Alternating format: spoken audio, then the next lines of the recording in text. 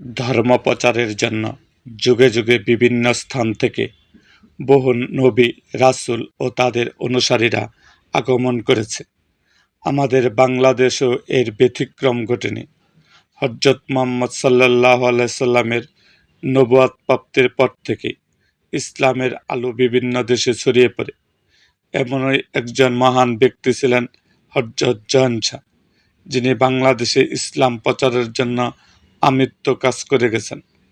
ময়মনসিংহ টাঙ্গাইল মহাসড়কের পাশে রসুলপুর বাজারের কাছাকাছি চিরনিদ্রায় শায়িত আছেন হযরত জয়ন শাহ। মধুপুরের ঘন শালবনের পাশে অবস্থিত এই কবরকে কেন্দ্র করে গড়ে উঠেছে একটি চমৎকার মাজার। ঐতিহাসিক তথ্য মতে 1530 খ্রিস্টাব্দে মোগল সম্রাট হুমায়ুনের আমলে মিশর থেকে বাংলাদেশে আগমন করেন হযরত জয়ন শাহ। তিনি মধুপুরের রসুলপুরের কাঠালিয়া মৌজায় ইসলাম প্রচার শুরু করেন। তখন এই অঞ্চলটি ছিল গহীন বন, সেখানে হিংস্র জীবজন্তুর ভয় ছিল।